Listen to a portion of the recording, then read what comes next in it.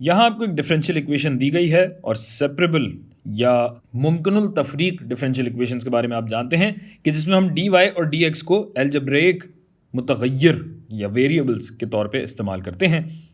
सारे वाइज को एक तरफ और सारे एक्सेस को एक तरफ कर लेंगे।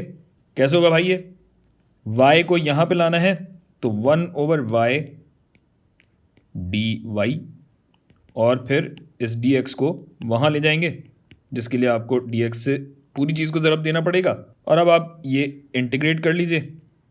तो जब इंटीग्रेट करेंगे तो y के एतबार से 1/y का डेरिवेटिव बनता है ln y, यहाँ मॉड्यूलस भी आता है, और x का डेरिवेटिव क्या होगा भाई? x²/2। और चूंकि ये गैर मखसूस या इनडेफिनिट इंटीग्रल्स हैं तो यहाँ एक कांस्टेंट भी आएगा।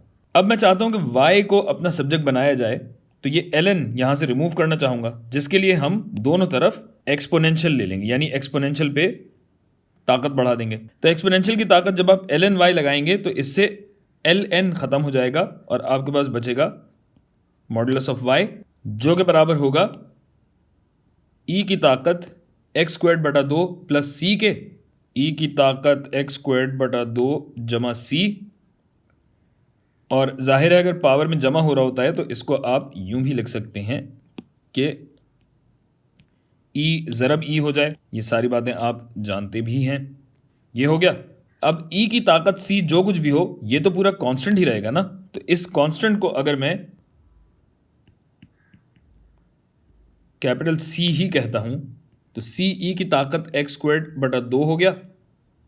और अब चूंकि यहाँ पे कदर मुतलक है यानी पॉजिटिव और नेगेटिव दोनों होंगे, तो y हमारा बराबर होगा प्लस और माइनस c e की ताकत x²/2।